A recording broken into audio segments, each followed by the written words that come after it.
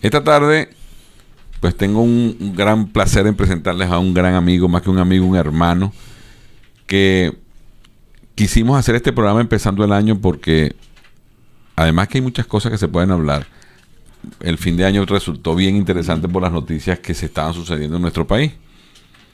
Se trata nada más y nada menos que de don Eduardo Zapene, director vicepresidente de Información de Radio Caracas por 25, Eduardo. 23. 23, que se dicen fáciles, pero eso es bastante. Un hombre que tuvo la habilidad de estar en contacto con todo lo que era el acontecer de la historia contemporánea de Venezuela, desde todos los ángulos, incluyendo cultura, deporte, pero sobre todo político y de gobierno. Bienvenido, Eduardo. Muchas gracias, Carlos, y un gran saludo a tu distinguida audiencia. Este programa, en un corto tiempo, se ha convertido en una referencia para todos los doralinos. Sí. Salir a la calle y no escuchar el programa o no ver a través de este prodigio nuevo tecnológico, no ver este programa es estar totalmente desinformado.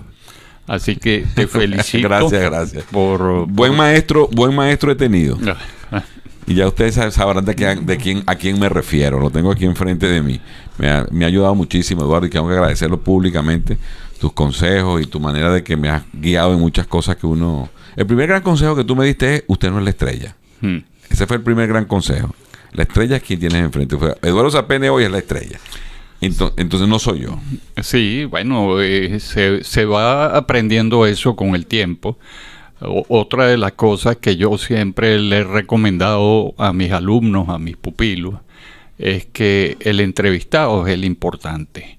No eres tú. Hay tanta gente que con un micrófono quiere lucirse, quiere saber más que el invitado, quiere ser más papista que el papa. Eso no, la audiencia no le gusta, porque si tú me invitas a tu programa es porque la gente quizás me quiere escuchar a mí. Claro, porque yo quiero que la gente escuche tu opinión de cualquier cosa. Exactamente. Pero es que, bueno, hay amigos y colegas que hacen la pregunta y tienen la respuesta inmediatamente y te hacen la pregunta como para reprocharte o para decirte estás equivocado. Sí. Y eso no debe ser.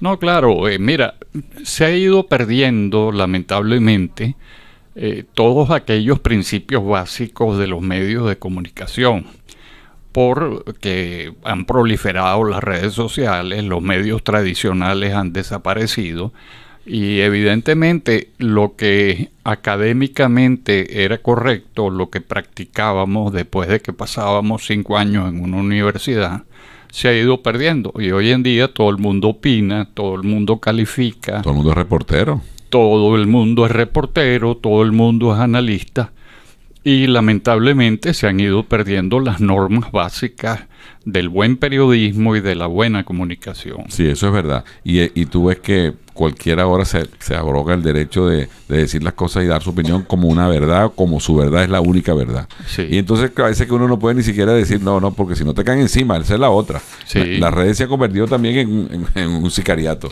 Bueno, a mí me ha pasado, Carlos, que se me ocurre de repente en Instagram publicar un chiste y hay gente que se me ofende, hay gente que me insulta.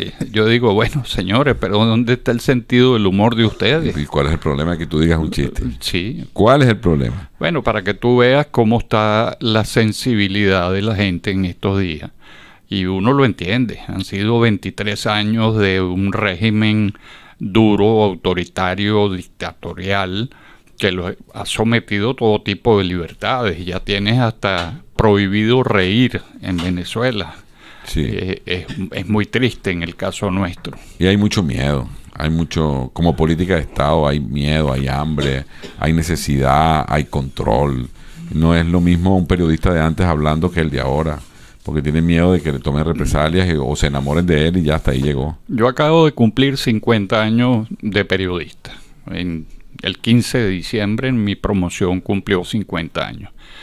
Y te voy a decir, debo hacer un reconocimiento básico a los periodistas que hoy en Venezuela están tratando de ejercer su profesión de la manera más ética y más digna, porque son blancos de persecuciones y de amenazas y no tienen una vida tranquila. Durante 40 años de democracia nosotros podíamos opinar. Claro, no había libertinaje de información o de opinión, pero había libertad y tú te sentías que podías decir las cosas. Hoy en día expresas solamente una idea y ya eres un perseguido, tu familia es perseguida. Sí, todo lo que digas es conspiración o todo lo que digas va en contra de una situación política y a veces no, tú estás diciendo una verdad. Claro, es que esa es nuestra labor, decir la verdad.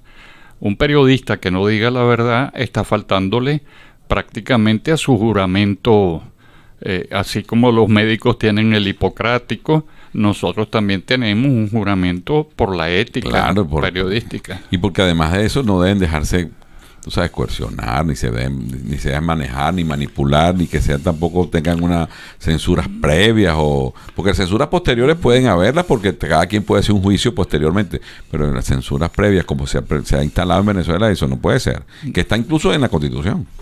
Sí, sí, bueno, es que a la llegada del señor Chávez, el país se transformó en una cosa totalmente distinta. Llegó bajo una promesa de que iba a ser un gran salvador, el hombre que le iba a devolver a Venezuela, digamos, su dignidad, y fue todo lo contrario. Apenas se hizo del poder, empezó la guerra contra todo lo que él sentía que era su enemigo. Los empresarios eran enemigos, los industriales eran enemigos, los periodistas, por supuesto, ni se diga. Desde un principio. Sí. Nadie creía que él iba a ganar esa pelea y la ganó, porque de verdad que liquidó a todos los medios.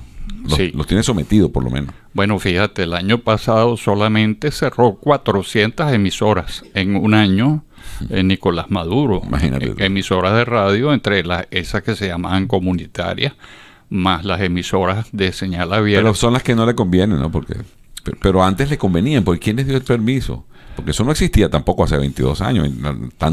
Habían radios comunitarias, pero muy pocas. Muy pocas. No, eso es un producto de ellos. Correcto. Un producto de ellos que inicialmente les sirvió mucho, pero cuando empezaron, tú sabes, a salirse un poco de los parámetros que les establecía, se empezaron a convertir. Claro, fueron creados para contrarrestar un poco a los grandes medios. A los medios abiertos, claro. Sí, a los medios libres.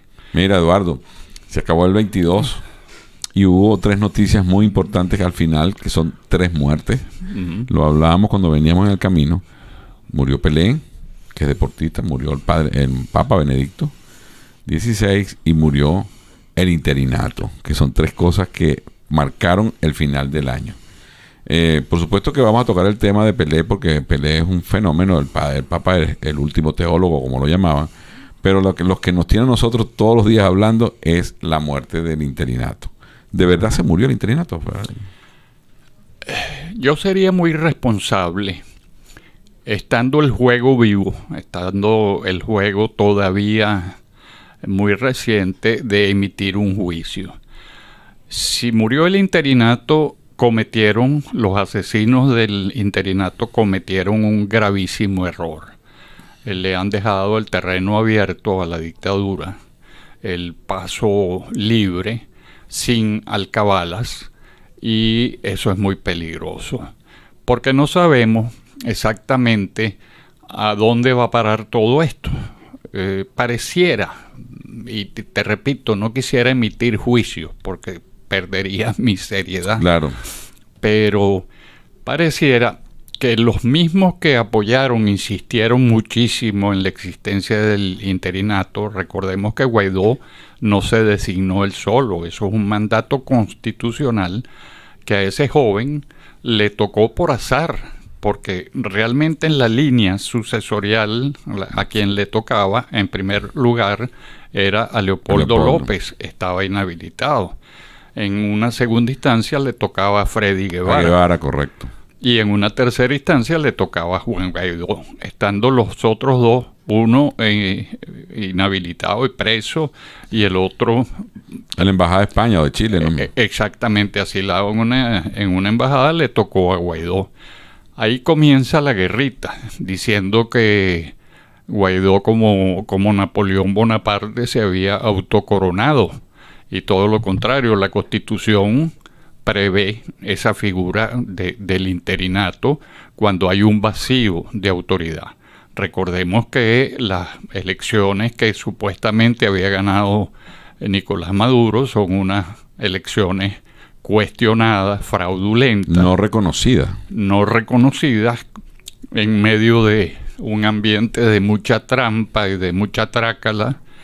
Y entonces, bueno, le tocó a Guaidó y el país completo celebró. Yo recuerdo 2019, la gente salía a las calles celebrando que llegara el presidente interino. Esa suerte le ha podido tocar a Henry Ramos, le ha podido tocar a Omar Barbosa. Al mismo Julio Borges. Julio Borges, que fue el número 3. Sí. Exacto, fueron presidentes antes de Guaidó. Correcto. Lo que pasa es que el tiempo para decidir el interinato se dio en el periodo que le tocó a Guaidó. Claro, pues cuando se produce el vacío de poder y se aplica el 233 de la Constitución. Exactamente. Sí, correcto. Y ese es el origen de la figura como presidente interino. Esa figura constitucional perfectamente establecida en la Constitución y no se respetó. Ahora no se respetó. Ahora me parece que hubo así como un golpe de Estado equivocado, pues se lo dieron a quien no era. Es que pareciera la figura de un golpe de Estado dado por la Asamblea. O sea, una cosa que tú lo cuentas en cualquier país del mundo y nadie te lo entiende. Tú te imaginas el Congreso americano dándole un golpe de Estado a Biden. Sí. Es la cuestión de haber caído en una no separación de poderes, en una concentración de poderes, que todo viene desde un mismo origen, que es Nicolás Maduro, la presidencia de la República, y todo va percolando a la Asamblea o a la Corte Suprema de Justicia o Tribunal Supremo de Justicia y a todas las instituciones, porque ellos se hicieron de todas las instituciones. Claro, y teníamos 2 de cada uno, 2 presidentes, 2 cámaras de Asamblea, teníamos 2 Tribunales Supremos, teníamos 2 de todo, pero el poder al final siempre estuvo en manos de Maduro. O el que tuvo el que tuvo Guaidó, como que siempre estuvo, no sé, como que le faltó un poquito de fuerza. Bueno, esa es otra parte del análisis, que hay que hacerlo ya a la luz de los días o de los meses. O de lo que pasó, correcto. Sí, ¿dónde falló Guaidó? Yo he tenido, tú sabes, conversaciones con gente de distintas tendencias y mucha gente le reclama a Guaidó que le faltó realmente, yo no sé si llamarlo valor, coraje, valentía, pero asumir lo que el mundo le estaba dando en oportunidades. Casi 60 países en un apoyo internacional no es una tontería. ¿Por qué no accionó? ¿Por qué le dijo a la gente cese de la usurpación, gobierno de transición y elecciones libres, y nunca logró el cese de la usurpación, sino que pasaron a los pasos siguientes? Hubo equivocaciones, pero yo no soy quien para defender a Guaidó. Claro. Y no hubo zancadilla, porque viendo esta tremenda patada al final, porque esto no es una zancadilla, esto es una falta, esto es un penalti, pues. Lo que se hizo en la semana pasada, no empezaron a darle golpecitos abajo desde el primer día. Desde el primer día. Y eso es lo que yo creo que terminó pasando, porque al final le dieron tanto que lo debilitaron. Es que además tú te pones a analizar los hechos y te das cuenta que los enemigos de Guaidó no necesariamente estaban afuera, estaban dentro de su misma gente. Esos mismos que dijeron yo te apoyo, le dieron la zancadilla. Claro. Y es triste. Mira, hablar de gente como Manuel Rosales, hablar de gente como Henry Ramos y hablar gente como Julio Borges, tú dices, espérate, estos no son los mismos que hace 4 años atrás opinaban algo totalmente diferente. ¿Por qué ahora cambian de actitud? ¿Por qué ese cambio? ¿Por falta de eficiencia del interinato? ¿O qué pasó ahí? Yo no sentí que había dinero para mí en esa piñata. Puede ser. Sí, eso es lo que suena, pero yo diría que también no cuando el gobierno sufre, que parece que se tambalea, salen 20,000 candidatos y dicen, bueno, ¿por qué va a ser Guaidó y no soy yo? Sí. Y entonces ahí es donde yo creo que ahí comienza el problema de por qué Guaidó en aquel momento seguramente en una plaza, no seguramente en la Cámara. Creo que desde ahí comenzó la cosa a cojear. Es que pareciera, Carlos, que es como las 7 plagas de Egipto. Todo llegó junto, ¿no? Las envidias, la corrupción, el deseo de hacerse de un dinero. El apoyo de Trump. El apoyo de Trump que se veía sumamente importante en el momento. Tú lo ves, ¿tú te acuerdas lo grande que se veía Guaidó en el discurso del Estado de la Nación? Con las dos cámaras parados, las dos tendencias políticas aplaudiéndolo de pie. Sí. Bueno, ¿qué te iba a decir? A mí no me toca defender a Guaidó. No es mi papel, yo soy un periodista y tengo que hacer un análisis, pero Guaidó logró cosas muy importantes. Eso que tú estás diciendo, que en el Congreso de los Estados Unidos haya tenido a las bancadas levantadas aplaudiéndolo, el reconocimiento del presidente de la república o del país más importante del mundo, después la posibilidad de haber designado embajadores en los principales países, embajadores que estaban haciendo su trabajo frente a la desinformación del régimen. Disculpa. Adelante. Es que fíjate, cuando el régimen se vio de verdad debilitado, hubo medidas que se hicieron que parecían que estaban enfocadas de verdad al cese de la usurpación. Y porque se superó en muchas cosas lo que el gobierno estaba haciendo, el gobierno de Guaidó me refiero. Pero llegó un momento en que eso se frenó, no hubo un apoyo militar de ninguna parte, que creo que es la gran falla de los apoyos ahí. No hubo pues la definitiva toma de decisión del gobierno de los Estados Unidos que pudieron haberlo hecho y haberlo tomado de verdad, porque hasta precio le pusieron a muchos allá. Bueno, es que tú estás dando en la cabeza del clavo. El factor militar es importantísimo, porque ¿quién puede, un civil con un discurso, cómo puede enfrentarse al poder de las armas? Tú supones que las Fuerzas Armadas son para proteger la soberanía de un país, que son para proteger a los ciudadanos de un país. Al Estado de Derecho. Al Estado de Derecho, al espíritu de las leyes. Pero cuando esas armas se voltean contra el pueblo, ¿cómo controlas tú eso? No hay un Superman. Guaidó no era un Superman. O sea, él no podía llamar a la gente a ponerle el pecho a unos fusiles. O sea, puede ser un muchacho, puede ser un inexperto, como lo han calificado, pero la locura no llega a esos extremos. No, de verdad que no. Y fíjate, bueno, transcurrió el tiempo, pues ya se vio a un Guaidó debilitado, ya no era la misma fuerza, la misma gente empezó ya a hablar más de él, esa matriz de opinión que se creó de que era una figura vacía. Y se llega un momento de volver a hablar de otro nombre, de la famosa Mesa de la Unidad de Coordinadoras Democráticas, que tiene más nombres que el almanaque de los hermanos Rojas. Sí. Y están hablando de unas primarias. Y hablando de que deben unirse. Y yo veo que la unión aquí como que es la palabra que no existe, como que no, de verdad como que no funciona. Te quitaron los partidos. Y se los dieron a quien ellos quisieron. Y sin embargo tú estás sentado en una mesa en México, en Noruega, no sé dónde más, con esa gente que te quitó tus partidos, te quitó tu fuerza. Y entonces, ¿para dónde va esto? Bueno, es que el llamado síndrome de Estocolmo se quedó corto con esto, ¿no? Son cosas que parecieran de Ripley o de esos autores, tú sabes, de las cosas insólitas, impensable. Repito, yo creo que la gente que con atención lea hoy la realidad venezolana en otros países dirá, esta gente le pasó lo del cuento que está en el libro del loco de Gibran Jalil Gibran, del pozo aquel donde la gente que bebía agua de ese pozo se iba volviendo loca. Okay. Todo el mundo se iba volviendo loco. Y entonces el último que bajó fue el rey y tomó agua de ese pozo. Y el pueblo celebró porque el rey había recuperado, digamos, la cordura. Correcto, se convirtió igual que a ellos. ¿Sí? Igual que ellos, se volvió loco igual que ellos. En un mundo de locos todo el mundo era igual. Ese escrito del poeta Gibran Jalil Gibran es lo más gráfico que hay.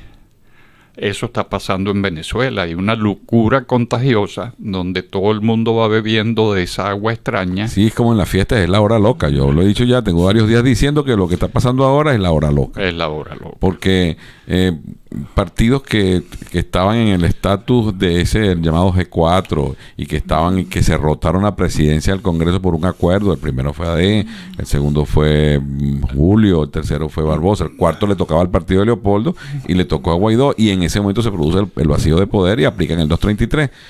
Pero desde ese momento el país la gente volvió a retroceder en el sentido de que no hay unidad, no tienes por qué ser tú, y además tú estás manejando las empresas en el extranjero, los activos en el extranjero, y vamos a cuidar los activos en el extranjero. Sí hubo, pienso yo, a mi juicio, el 2019 hubo una unidad, había celebración, o sea, Guaidó. Recuerdo que mi hija, que en paz descanse, decía que Guaidó era así como un rockstar, donde llegaba, lo aplaudían, había música, había luces. De acuerdo. Había celebración en el país. Pero esa magia dejó de pasar en muy corto tiempo, digamos 11 meses, 12 meses, porque ahí empezaron justamente, tú sabes, los correos de brujas.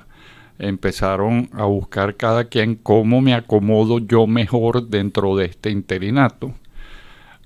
Guaidó hizo importantes designaciones a nivel internacional, pero empezaron las disidencias, empezaron las críticas como las de Calderón Berti, por ejemplo. Después el doctor Diego Arria también hizo críticas muy severas.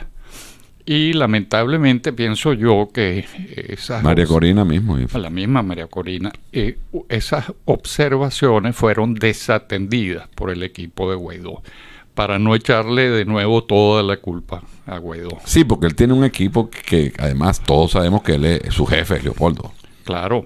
Leopoldo López es su jefe, entonces... Esos son secretos a voces. Sí, ¿no? Sí, o sea que él era presidente, pero el presidente de verdad era Leopoldo. Sí. Ahora, ¿tú no crees que lo que hicieron este fin de semana o este fin de año fue matar 2 pájaros de una pedrada? Sí, es probable. Políticamente hablando, porque ¿cuántos precandidatos hay? Bueno, hasta donde yo había leído eran como 16. Sí, ¿no? Y si son 20 y pueden ser 30. Sí, pueden ser 30. Correcto. Entonces, 2 menos también. 2 menos son 2 menos. Sí. Ahora, yo no estoy totalmente en desacuerdo con las primarias.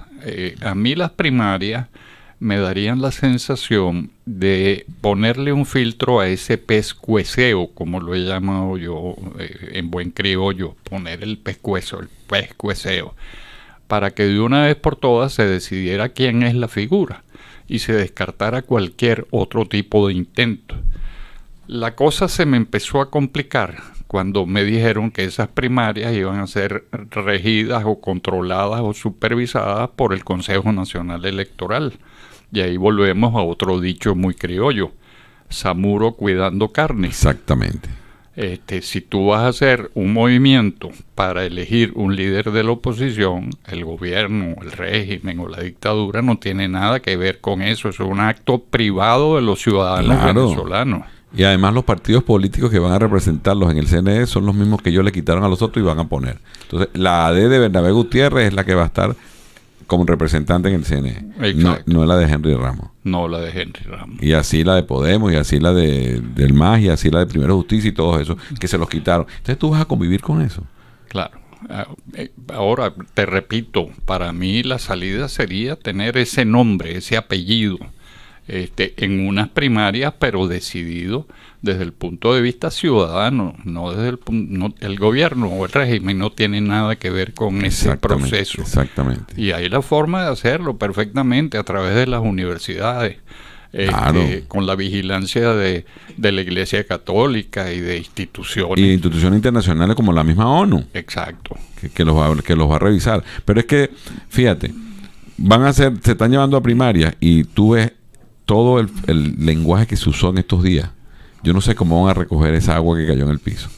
Porque los conceptos que se emitieron de uno y de otro fueron bien complejos, bien feos. Y eso, con unas elecciones primarias, eso se recupera. Bueno, es que los tiempos han cambiado, Carlos. En la época de mi padre, la palabra de un hombre era un cheque al portador. y el respeto al adversario era el respeto al adversario. Hoy en día te insultan, te humillan, te vejan y mañana lo ves abrazado en un restaurante tomando whisky 18 años. Se ha perdido la dignidad política además.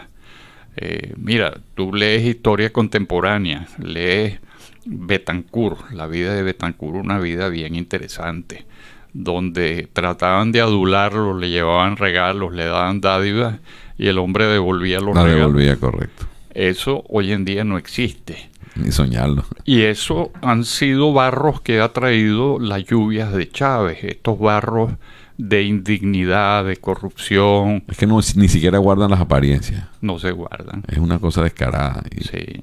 Tú ves que trancan, cierran la pista de la Carlota para probar Ferrari. ¿Cuándo se había visto eso? Bueno, el año pasado se vendieron en las Mercedes, tengo entendido, 56 Ferrari. ¿Quién tiene hoy en día en las Mercedes, en Caracas, dinero para comprar 56 automóviles que van hasta los $500,000? Y esos son los que están pagando la promoción esa de que Venezuela se arregló. Sí. ¿Se arregló para quién? Sí. Entonces, el problema es mucho más complejo. El problema viene en valores morales, en los valores básicos que le enseñaban el venezolano a sus hijos. Esto ha sido una importación de valores de Cuba, de Irán, de la misma Rusia. Sí, hermanos que no se parecen a nosotros. Hermanos que no se parecen a nosotros. Porque es verdad, nosotros tenemos una mezcla nueva. Antes éramos con los españoles, con los italianos, con los portugueses, que la gente solo iba a trabajar, no les importaba la política para nada. Y no estaban pendientes de muchas cosas, sino de trabajar. El italiano de hacer su zapatería y el portugués de hacer su pan. Y esa fue lo que levantaron a ese país, porque llegaron a ser grandes empresarios después. Pero ahora no. Es que ahora no, como que no les duele el país. Es como que primero yo, segundo yo y tercero yo y después yo. Es que fíjate, si tú te pones a analizar Juan Vicente Gómez o Marcos Pérez Jiménez, que a nosotros niños nos decían ese es el coco, ¿no? La dictadura de Pérez Jiménez y todas las barbaridades y todas las atrocidades. Bueno, chicos, tú te pones a ver lo que ha pasado en estos últimos 23 años y lo de Pérez Jiménez es de niños de pecho. Claro. O sea, un régimen muy duro, muy fuerte, militar, pero, oye, nunca quedó esta sinrazón que ha quedado en Venezuela. Esto es un último modelo. Sí, correcto. Sí. Es un último modelo de algo que nadie sabía que se podía hacer y lo hacen descaradamente. Descaradamente. Todo por el poder. Haces lo que sea por mantenerte en el poder. Sí. Entonces no tienes límite. Sí. Lo que tenga que hacer, lo hago. Sí. Ahora, tu pregunta sigue siendo muy interesante porque yo creo que eso nos va a ocupar en las próximas semanas. ¿Murió realmente el interinato o el interinato tiene ahora una nueva figura? Esa nueva figura va a ser reconocida. ¿Qué va a pasar con eso? Porque tampoco los pronunciamientos de esos 56, 60 países lo ha habido para decir yo acepto ahora estas nuevas reglas del juego impuestas por la Asamblea. ¿Qué vamos a hacer con ese apoyo? ¿A dónde se va a canalizar ese apoyo? ¿A quién, quién va a ser el interlocutor de esos apoyos? Sí. ¿Cómo es que vamos ahora nosotros a decirle por ejemplo, a Alemania, que hoy, por cierto, dijo se necesita una oposición unida? Fue lo que logró decir. Pero es que no hay ni siquiera una declaración de ninguno de los líderes. Sí. El único que ha hablado es Guaidó. El único. Pero no ha hablado más ninguno. Yo no he visto a Henry Ramos diciendo nada, ni a Julio Borges, ni a Enrique Capriles, nada. Bueno, fíjate que antes de entrar al programa estuvimos chequeando medios y no hay nada. O sea, hay un vacío de información. Están hablando de una comisión, que eso no lo trae la Constitución. Y es que ni siquiera el interinato o sea, no existe como una figura como esa, que era un interinato paralelo a un presidente. Sí. Eso no existe en ninguna parte. Sí, es que volvemos al punto. ¿Fue esto un golpe de Estado parlamentario? Sí. Es lo que luce. Es lo que luce. Y creo que es por donde van los juristas serios que yo he leído. Todos coinciden en que esto es un absurdo, es una aberración. Es que no tiene sentido, no tiene basamento constitucional. Sí. Ahora, ¿qué explicación nos van a dar esos señores? Porque como ciudadanos venezolanos necesitamos que se nos explique por qué se tomó esa decisión a espaldas nuestras. una vez más, porque últimamente en el país las decisiones se toman sin consultar al pueblo. Sí, no, para nada. Para nada. Ellos lo que dicen, el pueblo se la cala y ya. Y ya. Ahora, ¿tú no crees que dentro de las negociaciones que se están viendo, que son bien sui generis, porque tampoco nadie sabe lo que hablan tras bastidores, sino hay unos puntos supuestamente de asistencia, de ayuda humanitaria y tal y qué sé yo, que tampoco se ve esta ayuda? ¿Tú no crees que en esos acuerdos que hay con Chevron, que hubo con los sobrinos, que hubo con... llevaba esta parte incluida en la receta? Es que yo creo que todo es una cadena, hay un eslabón que une cada una de estas cosas, aunque te parezcan hechos aislados.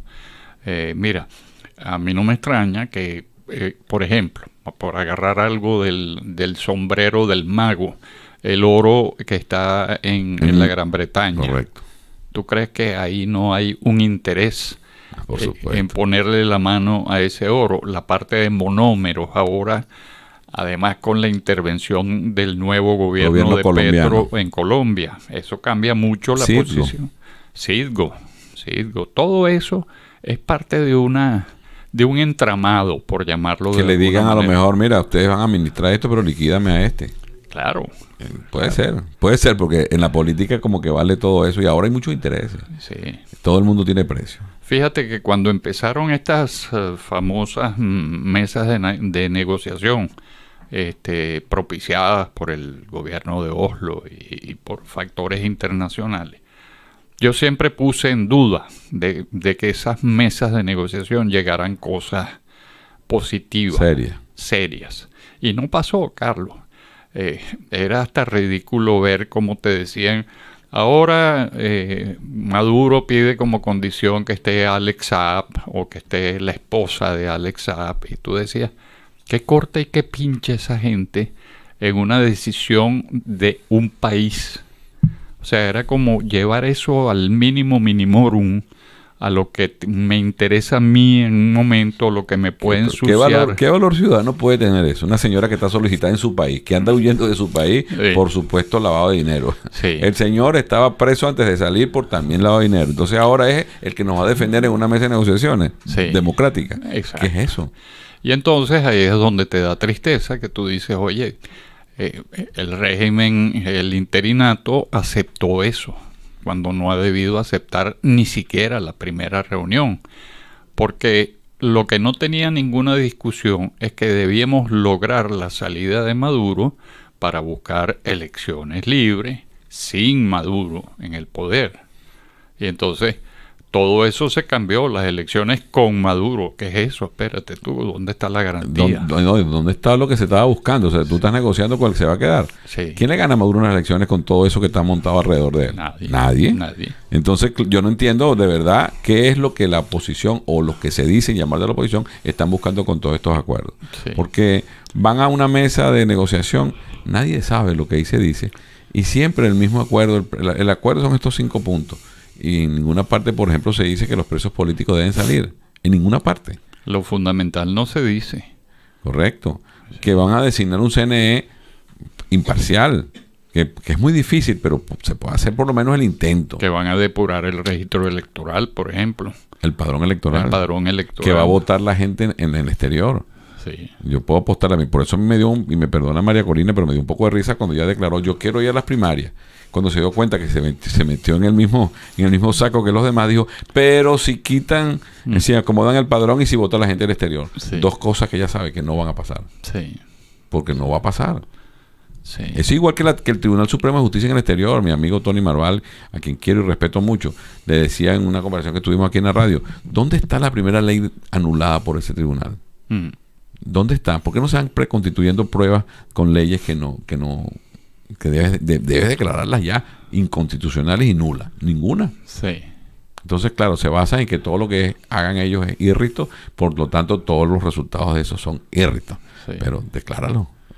Es que todo se ha convertido en un sainete, una zarzuela, una obra bufa, extraña, y con eso mantienen aletargada a la gente, al pueblo, y ponen a pelear a los compadres, lamentablemente, porque, mira, son muy hábiles en eso. Yo siempre he dicho, el G2 cubano es una maravilla, en cuanto a ese tipo de mensajes que dividen más que todo, ¿no? El principio de ellos es la división a toda costa, porque saben que la unión da poder y da fuerza. Claro.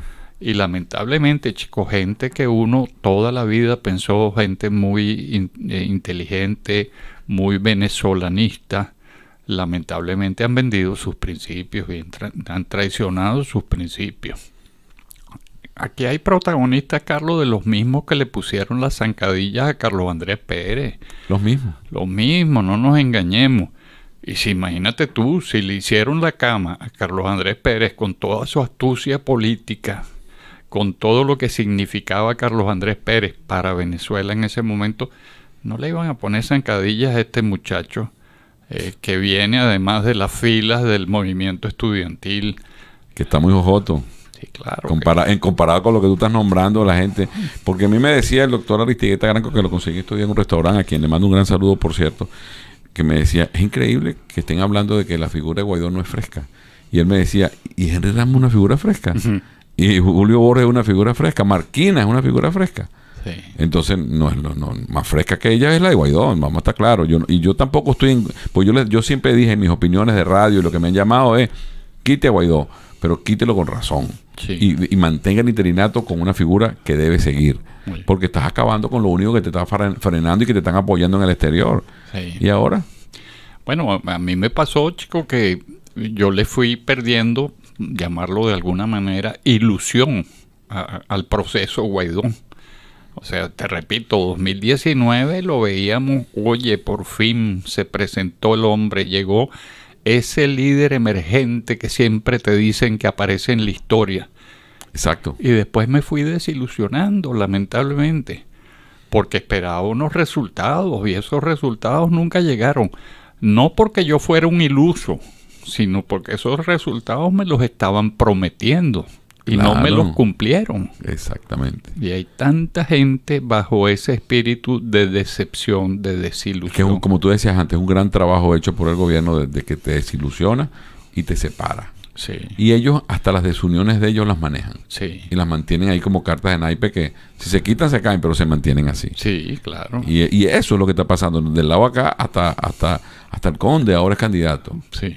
Yo no digo que no tiene derecho y no digo que no tiene gente. Bueno, pero no es la primera vez. Pero no es un político. Esto no está para chiste. Pero es que ahí volvemos a otro punto. Alguien que destruyó una cosa que se llamaba la majestad del presidente de la República fue Hugo Chávez. Los presidentes anteriores a Chávez, todos los que tuvimos, Lucinchi, Caldera, Herrera, tenían una majestad en el poder. Es más, uno como ciudadano decía, oye, tienes que tener muchos méritos para llegar a ser presidente de la República. Que es ser presidente. Ser presidente de un país como Venezuela. Y después de Chávez se regó la especie. Mira, si este tenientico pudo llegar a hacer esto, yo también puedo. Todo el mundo empezó a aspirar. Pero antes, cuando el poder se veía alto, cuando se veía digno, cuando se veía fuerte, la gente no aspiraba a ser presidente de la República. ¿Cuántos candidatos llegamos a tener nosotros en una elección? 8 candidatos. Y eso que habían repetido como el de la Cruzada, el otro, Germán Borregales. Okay, ese tipo de gente que siempre estaban ahí. Pedrosa con su burrito. El mismo Ullar se lanzó más de una vez. Sí. Pero siempre era Adecope y el MAS. Sí. Esas eran las tres fuerzas. Sí. Y sin embargo ahora hay 30 precandidatos, todos cada quien por su lado, hablando de unidad, que es lo que me da risa. Sí. Hablan de unidad y resulta que no se pueden ni sentar en una mesa a ponerse de acuerdo de quién habla primero. Sí. ¿Quién habla? Volviendo un poco a ese tema que a mí me gusta mucho, Rafael Caldera vino a Washington en visita oficial y lo trasladaron a la Casa Blanca en un helicóptero. Estaba Nixon de presidente. Y Caldera se bajó del helicóptero y pronunció un discurso en perfecto inglés. Un discurso político de una altura impresionante. Y yo decía, wow, qué bien ese es mi presidente. Exactamente. Exactamente. Entonces... era la altura de un presidente. Eso lo destrozó Chávez con su chabacanería. Sí, porque dentro de las políticas de ellos el médico es portero, el portero es médico, sí. el taxista es ministro, el ministro es taxista. Sí. Y no es porque sean malos o sean buenos, sino que los méritos deben valer.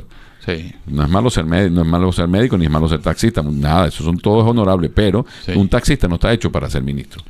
Bueno, cada quien en su cosa. Ese es el igualitarismo del comunismo. Que pretenden que todos somos iguales, ¿no? Todo el mundo no estamos capacitados para las mismas cosas. Tú me pones a hacer el trabajo que te digo yo de un buzo submarinista. No, chicos, no llegamos ni a mojarnos. Exacto. Sí, es verdad. Por eso es que yo me acuerdo mucho de que una vez le preguntaron a Uslar, que le preguntaron, imagínate tú a Uslar Pietri, que se sentía ser un hombre tan brillante y tan inteligente, y dijo, no, yo tengo partes inteligentes, pero otras que no. Pregúntame de matemáticas, para que tú veas que no sé nada. Claro. Y es verdad. Claro. El que sabe de matemáticas no puede saber de filosofía. Sí. Si sabe, no sabe lo mismo que un filósofo. Sí. Y entonces, bueno, y eso pasó en Venezuela, que ahora cualquiera es ministro, cualquiera es presidente. Y cualquiera sabe de todo. Ah, bueno, sí. Hay mucho doctor.